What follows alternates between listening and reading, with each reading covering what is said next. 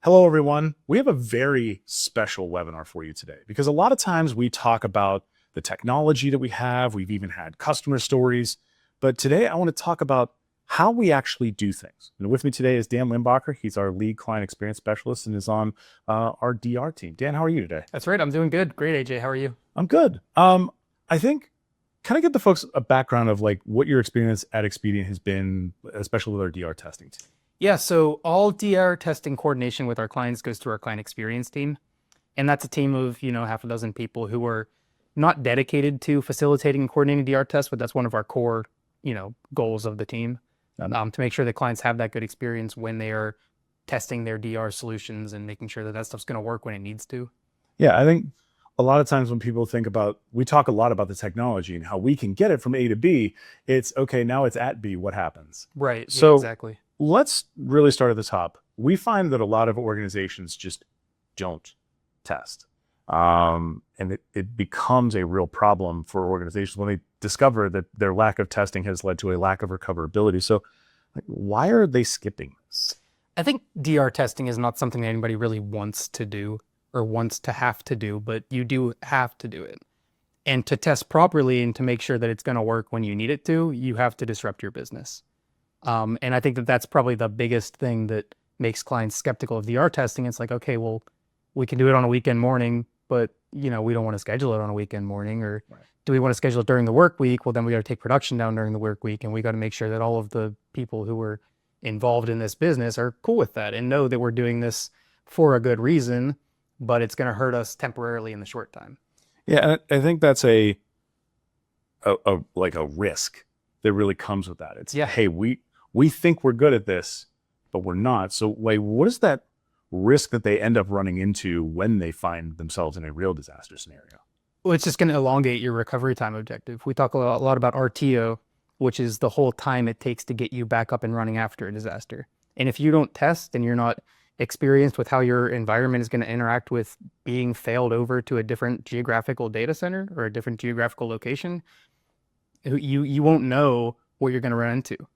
The whole point of DR testing is to find all of the unknowns and make them known. We might know that we're going to run into this every time. So if we know about that, we can fix it much quicker than if we don't know at all what's going to happen. We know we have to reboot this server or Right. make sure that this one comes up before that one. Otherwise, this doesn't work at all. Because these environments, clients have migrated them from cloud to cloud, from on-prem to back off-prem again. Like, they've been through the ringer. So it's hard to say what's going to happen when this server is shut down in an unclean way to be failed over to a different site. And if we know kind of what we can expect, then we can work through that a lot easier. Yeah, and I think this is where our experience really comes in, because for, like we're saying here, there's a lot of organizations that don't test at all. Mm-hmm. A lot of them test maybe once a year. We do hundreds of tests a year. Correct. Yeah. So what are the patterns that you see in those hundreds of tests? We see a lot of clients realizing that their environment has grown at the production site and the resource allocation at the recovery site doesn't match up. Yeah. Which, we do account for that as we can from the account perspective. But, that is the hurdle you'll have to overcome if all of a sudden your VMs aren't powering on because you ran out of RAM at the recovery site. And that's actually an extra level on top of the one that I was thinking of, which is, hey, we added these workloads. They didn't get added to the replication in the first place. That's an even better example, is that, hey, we have another app server now because we had too much load, and oh, that one didn't come up the recovery site because it's not even being replicated. Right. And that's, I think, that pattern of not keeping DR up with production, because as you said, it's way down the list, priority wise. Like, how often do clients think that they like can just set it and forget it? I think it depends on the client. I think we do have a lot of clients who treat DR very with a lot of importance, because it is something that's important. Backups are backups, and a lot of clients know that even if DR fails, we at least have backups that can get us back up. So there are a lot of clients who are thinking about this and who are like, we're adding these workloads, we're adding another SQL server, we're migrating to a new SQL server or a new app server. We have to make sure that's in replication. But I think we do have a lot of clients who are kind of checking the box for their compliance. We're running a bubble test once a year. The VMs came up in an isolated bubble. Hey, yeah, DR worked. DR worked Ding. Yeah. And so we do see from all perspectives, all of our clients are they handle it differently. And we're trying to steer people more towards treat this with the amount of respect that it needs, because this is something that could potentially happen to you, you know? How many of those clients do you think know, like, okay, disaster has just happened? How many of them do you think know how to do it? I think a lot of them know to contact us. And That's ask why we're us here. how to do it. Yeah. I think that there are many clients that I know of who we don't test with anymore, because we did a lot of tests with them when they first spin up their DR services with us, and they're comfortable testing by themselves, which is kind of what we want to see. Because like you said, we want them to know how to enact their DR plan immediately without calling Expedient, without getting us on the line prior to their failover. You know, we can support them through it, but ideally clients are able to go into our self-service portal, you know, enact their DR plan without us, get us involved if we need to be. And a lot of what my team does is set them up for that success. And that's the key thing that I think we see with a lot of clients, especially the ones who invest. Because this is an investment. This isn't I call it traditional hand-me-down DR. Right. We got new gear in production. Now we're taking the old gear and putting it in a second site somewhere. Yeah, it'll run if it has to. It'll run if it has to. And you're ticking that box. It's when you're making that investment, not just in the resources, compute, storage, et cetera, to do that, but also in the people and the effort, time investment, the effort investment. Yeah. So how often have you seen that regular testing actually make a difference? I don't think that we see it firsthand. I think we hear from clients when they do have some sort of disaster, whether it's a large scale disaster or whether it's like they've got fail over one application because something funky is going on. Oftentimes we will hear about that through our account teams. Okay. Like through our sales team, clients will be like, hey, by the way, we had this going on and we were able to, you know, weather the storm without Expedient because we know that we have done tests with them in the past. But it's hard to say that we like have a lot of firsthand experience with clients coming back to us really excited, like, oh, we had a disaster and it worked because we tested with you. You know, it's almost like they don't want to tell us that, like, you know, it's hard to answer the question. I have had so many times where like I'm aware of us helping a client through a disaster and they're not proud of the fact that they had the disaster. Right.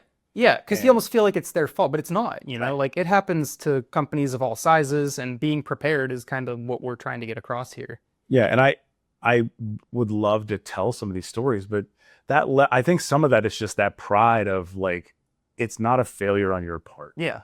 It's not a failure that, like, the whole reason you fail over is because you planned for a failure. That's the whole point.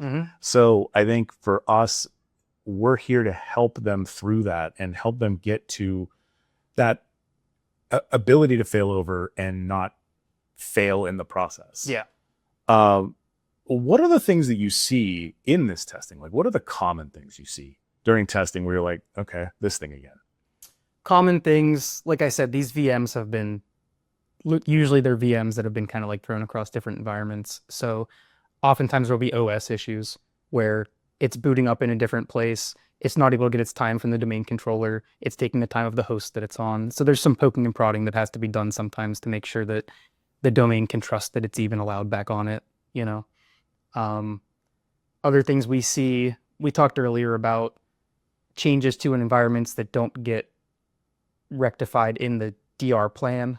So if we're adding a new network and that network's not stretched across to the other Expedient data center that they're in, all of a sudden the firewall can't talk to the network anymore. That's all stuff that we try to catch in our QA, because we do like a series of quality assurance checks prior to tests when we're coordinating with the client. When we have the opportunity to do a QA, we use that checkpoint as a time to make sure that everything that we can see within our power is up to date for their DR plan.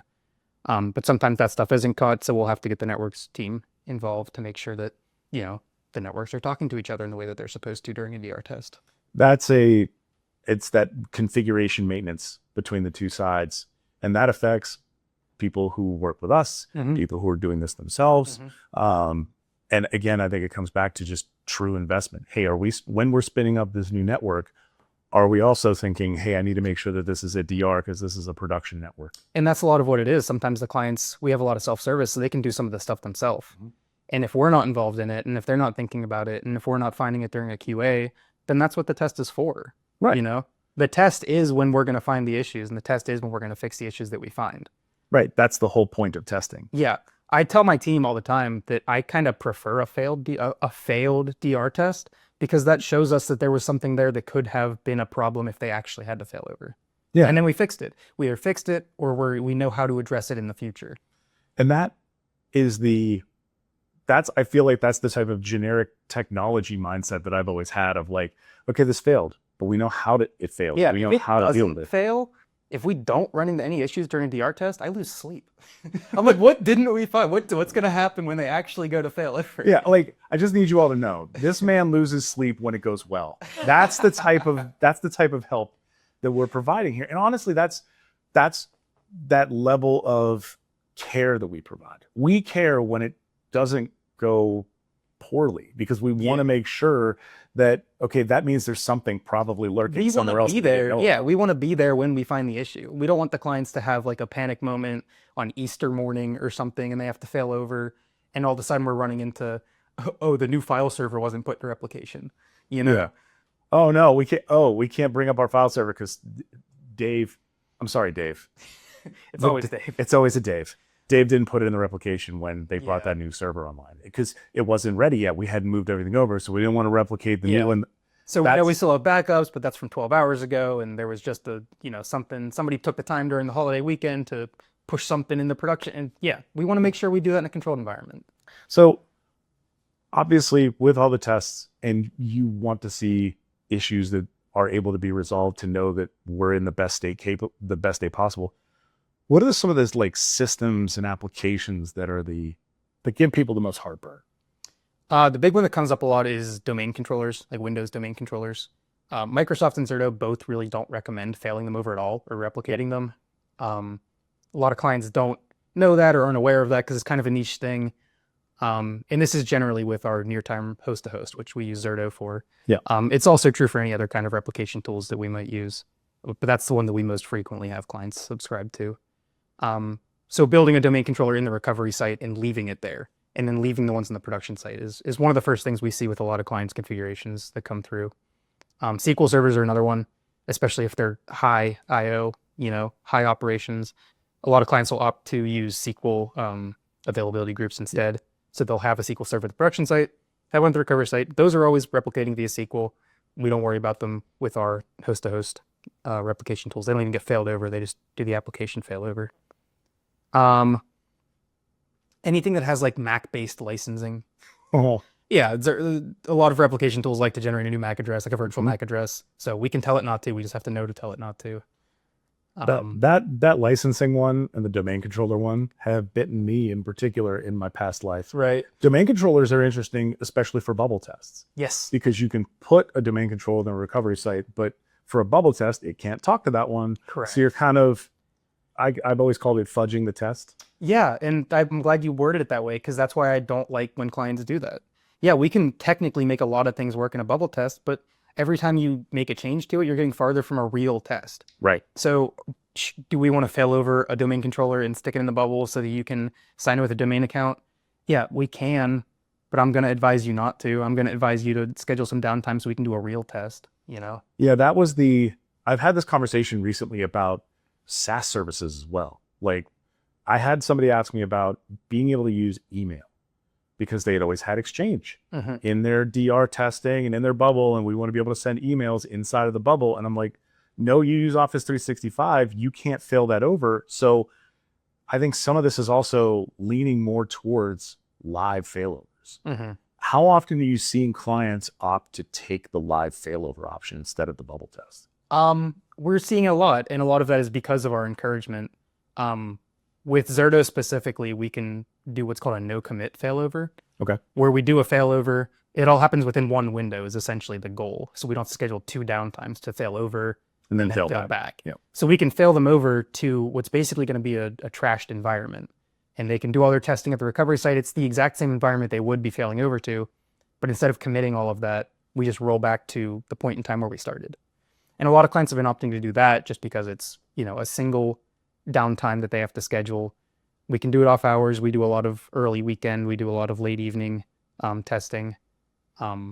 But yeah, clients really enjoy that option just because they can get all the validations they need and they can go all the way up to where they would be committing the failover and then just bail out and go back in time 2 hours or 1 hour, or however long we've been on. Yeah, and that I think the live failover, I've also seen a lot of clients who are saying, I want to just completely fail over and I'm going to run over there for 3 months, 6 months. We see that too. Yeah, we have several clients who will do quarterly failovers and they don't fail back until the next quarter. And that, I think, is, in my mind, that's the goal. Yeah. That should be your ultimate goal of DR capability, because that would be ideal. Yeah. You know you can do it, and you do it so often that your business doesn't even go, are you sure about this? It's Right. like, we do it quarterly. We know it's going to work. Yeah, it's just part of their business workflow at that point. So how often during that testing are you adding things to the QA checklist? Very frequently. I wanted to bring that up earlier because part of why I like when tests go poorly or when we find issues with environments is because we get to make sure that we're checking other environments for that. You know, we find these niche issues that come up that we haven't seen before. And that's always like the famous word of a DR test, like, haven't seen that one before. Ooh. You know, that's like the support person's least favorite thing to say. Yeah. Ooh, But- that's new. Yeah, but at least we get, like, us having that interaction with a client on a DR test means that we get to hopefully find that for other clients if they have a similar issue that we're able to identify. So now that you have this, the additional items in the QA checklist, how does that change the technical fix versus the process improvements that clients see? Because I think sometimes it's not just, hey, this thing broke and we need to do something differently, but like the client actually needs to make some changes. So how often does the people side show up as a failure or an impediment during a DR test? Normally that's just like a lessons learned kind of thing. Normally that's just like a, we can do better next time. And what's nice about when we coordinate the failovers with our clients, we'll have somebody from my team on as like a, normally we're working with the client, we're talking them through the process, but we also have our technicians on, or somebody from our engineering team or support team, that are the ones who are pushing the buttons per se. So as they're going through a lot of that stuff, if we find an issue, they can kind of work on it while we talk to the client. But my team can kind of focus on the process side of what they're doing. So some things clients don't think of are like boot orders for their VMs. Clients don't often reboot their entire environment at the same time. Right. So let's consider what needs to come up first. And that's also something that we find during DR tests a lot. It's like, oh, I can't get to this server. We'll try rebooting this one. And then it finally works after that. And it's like, oh, well, that was weird. But oftentimes it's because, well, no, this service needed to be running first before this one could talk to that server. So, finding that stuff with clients is something that my team looks out for during these tests to make sure that in a real disaster, they kind of know the order of operations that they should be going through. Yeah, like database has to come up before app, which has to come up before web. And even before that, a lot of times we'll send the network over. Yeah. At Expedient, if you're hosted wholly in Expedient, we'll fail over your whole firewall. So you don't have to change your IPs. Your IP space goes with the firewall to the other data center. We stretch the networks across the backbone. So that'll go first. And then clients can verify that the IPs are still reachable on the internet. Their environment is still reachable before we even fail it over. And then we kind of know that we're failing it over into a good space, into a space that is reachable and the networks are, we've already satisfied all that kind of stuff. And that is for me, I think that's one of the biggest things, because I've had to do the big external DNS change. Yeah. And that does not always go as cleanly or as quickly as you'd like it to. Right. And so being able to just fail it over, and it's a routing change, which happens way faster than DNS. Yeah. It makes it so much cleaner for the end user. They don't have to go, hey, it kind of works, or it doesn't work, or it's sort of working, because of their DNS servers and what they're connecting to. And it's much more all or nothing. Like when you're talking about changing IPs, it's like, oh, we forgot to change this IP, or we don't remember what this IP is supposed to be. But if you fail over the whole firewall, the IPs all stay the same. Yep. So if they were working before, they should be working now. Right. And I think that the whole like active and standby environment that is more of a traditional DR, it has its advantages too, because you can do a much more robust bubble test if you have a whole second environment. Yeah. I think there's hey, we're going to just use like a little bit of this other environment as DR. It's going to go poorly for you. Yeah. Yeah. So how do clients usually feel before their first test? Before their first test, they are often pretty anxious. No one wants to have to do this. It's scary to see your VMs being deleted from the hypervisor and like spun up on the other side. Yep. We don't see a lot of first time clients because clients do go through a first test with our delivery team when they're being implemented. But the clients that we do see who either didn't complete a test with their delivery or opted out of the test originally, yeah, they kind of have some shakes when they're coming into doing the testing. But then afterwards, how do they feel? A lot of clients do tell us like, and I don't want to. You should. That's why we're here. This is the horn tooting environment. We've had some clients where we'll hit the failover button and it'll take like literal minutes, like single digit minutes. And clients will be like getting coffee or something, come back and we're like, hey, while you were gone, like it did complete, like it's ready for you to validate. And they're like, what do you mean? Yeah. What do you mean it's ready to, like the RTO can be so impressive with the tools that we use. And we do have a lot of clients comment on that. I just went to go get a drink. Mm-hmm. Now, Yeah. I was always the person who was like, I'm staring at the screen. Yeah, so I see that. Can you share the progress bar? Can you zoom in on the progress bar? I need to make sure the pixels got all the way to the end. I'm very nervous about this. I think that level of like getting through that first wave of anxiety. Yeah, well, it kind of like before the test, you don't really know what you're going to experience. After you experience a whole test, you're like, this is manageable. Right. We ran into some issues, but we were able to address them. We know about them now. You know, we fixed some configurations that will be a permanent fix. Like we don't have to touch that again because, oops, it wasn't how it was supposed to be, but now it is. Right. We didn't have this network configured as part of the failover group. Yeah. We didn't have this VM and this replication. Now it is. Yeah. So it's not something you have to do later. I also think that sometimes when those little types of failures happen, it starts to tick a little thing in the back of the head of like, okay, when I'm adding this VM, does this need to go into the replication? Because I don't want to have that happen again. Right. And it turns into like, hey, I don't want to experience that again. So how do I make sure it doesn't happen again? Yeah. Which is why a lot of us are in IT. Mm-hmm. So I think that helping them through that anxiety is why we're here. Yeah. That's why our service isn't just, hey, here's some compute, here's some Zerto, good luck, have fun. Yeah. It's here's people like Dan and your team being able to help them all the way through that. So like, what are the feedback that we hear from clients after they've done that first test and they start testing regularly? What's the feedback you get when you're on a later test with them? Well, it depends on the type of client. Because like I said, some clients will do a couple tests with us and then we won't hear feedback because they're testing by themselves and they're kind of off on their own and they're doing great and we're so proud of them. But the clients that kind of keep coming back, we build a rapport with them. You know, they are often excited to come back and do another test. You know, sometimes it's almost like a destination to be like up at 4 a.m. getting on to like, you know, the clients are in the conference room, they're ordered pizza, you know. Salute to all my overnight testers. I was also the person who was like, at one point we were actually doing a shutdown test for a data center because we were about to do a big move. But I worked in downtown Pittsburgh and it was fireworks night at a Pirates game. So I came into the office. So parking's insane, but I come into the office and while that's happening, all the fireworks are going off like I could hear it wrapping around the building with all the echoes. And I was like, man, this is really cool. I was at work at 11:30 at night. Yeah. This is not cool in any way, shape, or form in real life. But. Well, it's funny too, because we do have an overnight support team that'll join, but my team and me, we are all in the office like 9 to 5, Monday through Friday kind of stuff. Like we will take nights and weekends to make sure that these tests go well for our clients. You know, we'll get on with our overnight support and we'll get on with the clients at whatever time works for them because there's not a time that works well for every client. Yeah. You know, there is no universal downtime. Right. And by the way, we see this across multiple services. It's not just our DR stuff, it's our patching. And that's, I think, why we are so flexible because we know there isn't like this company's good at Thursdays at 3 a.m. and this guy is good at Saturday at 11. Every client has their own universal downtime. Yes. But they never match up. No, you know? There's no universal downtime for everybody.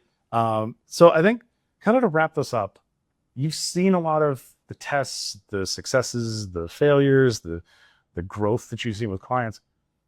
If you were an IT leader, if you were talking to an IT leader, what's the key piece of advice that you would give them about DR testing? To make sure that you guys are testing and to make sure that you're testing in a way that simulates a realistic failure, you know, because it can kind of happen at any time. These days it can happen. It could be one person clicking one link and all of a sudden you guys are in some sort of, you know, we need to fail over. We need to get off of our current environment that's been locked down, but we still need to get back up so we can run business, you know, and that can happen at any time. So making sure that you've had a successful test with your current environment in a way that simulates a disaster that you could potentially have is something you need to think about and something that you need to, start coordinating with us about. So I guess in final, what's the biggest reason to start testing now? Disasters don't happen on a schedule. You can't plan for when you're going to have a disaster. So the best time to do your DR test is yesterday, Like that's kind of the thing that Yeah. we've said to clients. It's like if you haven't done a test, you should have. Yeah. And the next best time is to start talking about it now. So with that, we're going to take it to a live Q&A, and we will see you there.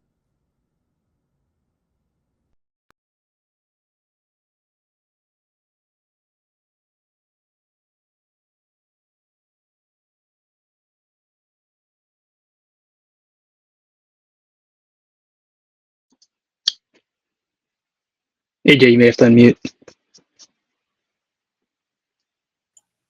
Muted myself. We're not doing this again, everyone. I'm going to thank you, Dan, for telling me that I was To on. pull the curtain back, AJ and I had this conversation after we stopped recording before about how he did like a 10-minute Zoom on mute. DR webinars are cursed, is what I'm hearing. So we're now here for Q&A. Dan has joined me again. We did get some wonderful questions from you in the audience as part of your registrations. We always thank you for those. If you have any questions, there should be a QR code on the screen that you can scan that you'll be able to ask questions live. It was in the top right corner during the presentation before. But we can go to the first question now. Is there a minimum company size for a disaster recovery plan? Dan, I don't think there's really a minimum size. Everybody can have a disaster, but kind of what do we see from in terms of like size in the smaller organizations? We see companies that have as few as like 2 or 3 VMs that are like actual workload VMs in replication. And that's not including like, a firewall cluster or a VPN appliance or anything like that. So there definitely is not a minimum size. You could have 2 VMs that you need to run and they need to run, regardless of what the situation with the business is. And that's it's very interesting to see those clients against the larger clients that we have where they have like hundreds of VMs in these really complex plans. Here's 2, but it's still Yeah, important to them. it So is. Yeah. it's not necessarily it's not a company size thing. It's a importance thing. And as long as those 2 VMs are important to you, you should be protecting them with a disaster recovery plan. We can take it to the next question. How can I purchase one DR service to support several sites? This comes up a lot when we were talking about Edge, our Edge platform that we have that runs out at customer sites on premises. We have a number of clients who replicate from on premises into us. Dan, how many customers that have you seen that are doing, say, multiple remote sites into one central DR service? I'm trying to think if I've personally seen many. I know it's becoming more and more common, especially with the Expedient Edge appliances, because any VMware environment like that, you just throw a ZVM on there, you can replicate your the VMs on that environment back to an Expedient data center or to a private cloud within an Expedient data center or to another Expedient Edge. Zerto has the capability to do a many to one. So if you have 20 edge sites that are on premises at whatever locations, they can all replicate back to one private cloud in Expedient or one Expedient enterprise cloud environment or multiple. There's a lot of flexibility with how Zerto can be set up. I think one thing to consider as part of this is what is the likely failure? Is it the data center or computer room that is on site? Is it the internet connectivity? Is it network connectivity inside of that facility or inside of that location? The reason I ask about that, or I always want to dive a little bit into that, is if you were to do DR from on-site back to a central location, if the internet is offline, those workloads may not be available. There may be latency considerations there. So there's definitely a deeper dive that needs to happen there, but it is absolutely something that we can do. We can go to the next question. Where does the Expedient team do the most diving catches to ensure a successful test for customers? And I guess, Dan, this one's going directly to you. Like, what kind of crazy catches you've made? The Odell Beckham, the one hand back sort Yeah, of thing? I mean, if you want to talk about the really extravagant ones, unfortunately, they often happen before the test even starts. As part of our QA process, we're finding, like we talked about in the webinar, stuff that is not in replication or networks that have not been stretched across the backbone to the recovery site. So those are probably the more catastrophic failures that we catch is prior to the test, which is good. It's good to even have this checkpoint to check on the DR configurations across the board um, periodically, before doing a test.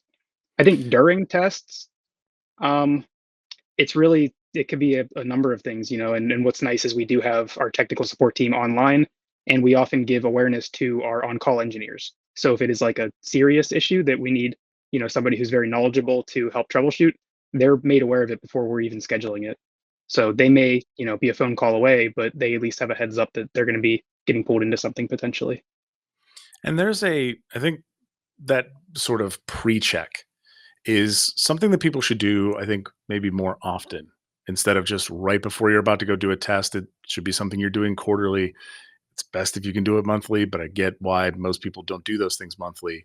Those saves that are being made prior to a test are things that would fail in the event of an actual disaster. So also consider that when you're thinking through those sorts of, prep, checking my spreadsheet to make sure that everything's being replicated, those are things that should be done on a regular basis because, as Dan mentioned at the end there, disasters don't happen on a schedule. They happen when they happen.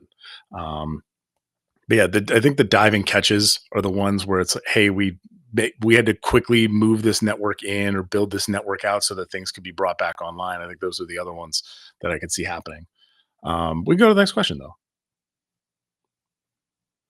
Do you have a standard DR plan template that clients can use? I think we can take that one away there as well.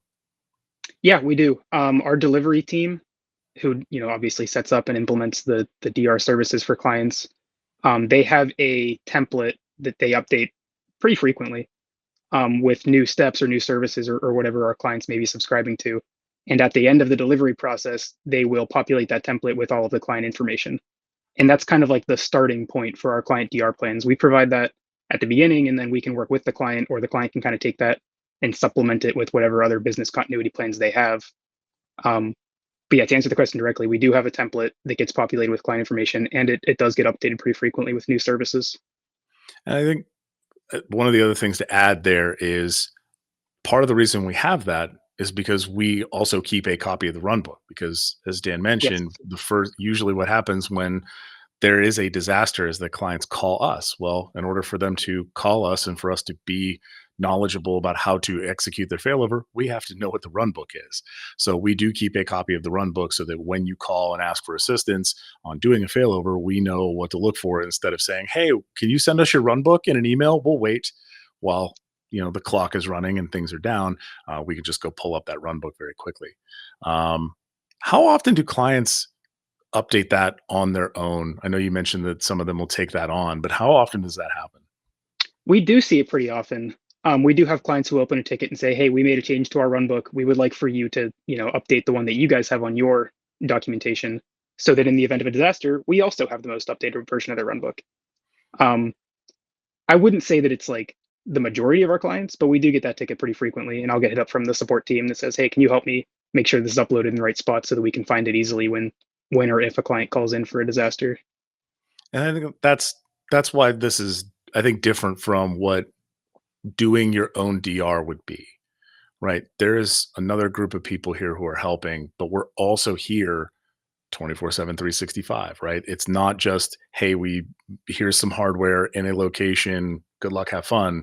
It's here's the service that goes along with that. Here are the people who are keeping track of that run book, making sure that it is available easily in the event of a disaster, knowing where all those things are. That's really where I think this goes beyond just a pure, DR set of resources to DR service. Um, we can go on to the Yeah, and next one question, but one other Dan, you thing I can. want to mention quick about the run book. Sometimes you'll hear called workflow. I mentioned it was the template before. That's all referring to the same document. But one thing I wanted to mention is that it kind of focuses specifically on Expedient's portion of it. And there's a section where we can add in additional details per client, but it really is meant to supplement a larger business continuity plan. You know what I Yes. mean? Some clients kind of are like, well, what happens? Where's the section about this or that? And it's like, well, that doesn't involve Expedient services. You know, we can add it to your additional section if you would like to help, keep that all in sync with each other. But it really is supposed to be supplemental to a larger business continuity plan. And something that we run into a lot. There's the term business continuity versus disaster recovery, and really disaster recovery is a like subset of overall business continuity, because business continuity includes things like, hey, what if there's a fire in the building? How do I make sure my employees are out of the building safely? Yeah, or what if there's personnel who are not available? Right. What if personnel are not available? All of those things are not just how do I fail over my VMs. So sometimes when we hear business continuity, it sometimes gets conflated with disaster recovery, but it's kind of just DR is just a subset of that. So consider this a like pre-written section of your business continuity plan in terms of how does IT continue the business. Um, and then think about it that way. And that's a easier way to consider it. And maybe there needs to be a, hey, contact this business continuity manager to let them know that the failover has happened or something along those lines. And that's part of the run book so that you know these are the things to be, sent around, emailed, communications, those things. Um, our last question here, unless other people want to submit questions, is what is the average RTO that you see among your clients? This deeply varies, but Dan, I think it's usually pretty low. Well, it's similar to the last question we talked about, where it's what do you mean by recovery time objective? Because if you're talking about from when the downtime started, well, then the clock starts and you have to engage Expedient, or you have to get into Zerto, or you have to get into whatever replication tool, and you have to push the button. And there may be 10, 20, 30 minutes that go by before you even start failing over. From a Zerto perspective, when we measure RTO, we measure from when the button is pushed. And that is, yeah, that is single digit minutes, like I talked about in the webinar, oftentimes. Our DR tests normally are scheduled for about a 2-hour window. And we often do not use that entire 2-hour window. A lot of clients were off the phone in about an hour. But like I mentioned, the RTO kind of varies based on your definition of RTO and where you're counting it from and to when. Yeah, your business continuity folks count it from start of downtime. And that was a lovely conversation I've had with business continuity people over the last, say, year, in terms of their understanding of RTO as a measurement versus generally the IT's side's definition, which is when is the button push or when is the DR plan enacted.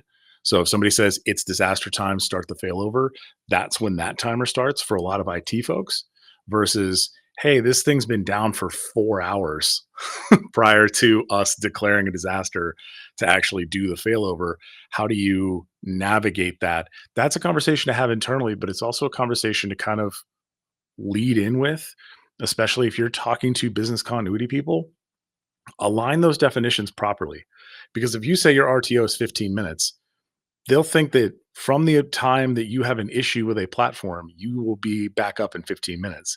And that will not be the case because you're not using the same definitions and the same starting time of that measurement. So be sure to consider that and walk that through. And this is where you're actually showing as a IT leader or director or even an administrator, showing that you understand what the business is trying to do beyond just, hey, I need to get the VMs back online or I need to get the applications back online. It takes it up a level and saying, like, I understand that the business cares about this. How do I make sure we hit that? With that, I'm looking to see if there's any other questions out there. I don't see any, but if you do have any questions, we're going to have a QR code. Or if you want to follow up and dive a little bit deeper, there's going to be a QR code right about here that you'll be able to scan, follow up, schedule time to talk to us. We want to dive into how you're handling DR today, what you want to improve, what your concerns are, and we want to be able to help you get your DR to where you want it to be. Dan, I want to thank you so much for all of your time. This has been a really, really great conversation, and I think very educational for me as well on how we handle DR, what we're thinking about, and what we can do for our customers and our clients. Yeah, thank you for having me. I mean, this is really exciting to talk to everybody and kind of get this opportunity to talk about what our team does and how we do it and how we think we do it pretty well. And by the way, they do a great job. I just want to be very clear. Dan's team is fantastic. I'm just publicly saying that here. We have a number of internal acknowledgement tools, but I want to say at least publicly, our DR team is fantastic. Yeah, Both and in if you our are an existing client, feel free to reach out in the SMC, open a support ticket to start talking about doing a DR test. The fourth quarter is very popular for clients, and we have a finite amount of human resources to go around. So we'll try to fit people in as we can. But next year is always available too. If you can't do it this absolutely. quarter, next quarter is great. Hey, the next DR test, is when you choose, and you should choose to do it soon. That is all we have for today. I want to thank Dan again. We will be back next month. Keep an eye on your inboxes. I think we got something real fun coming up next month. But until then, thanks for joining us, and we'll see you then.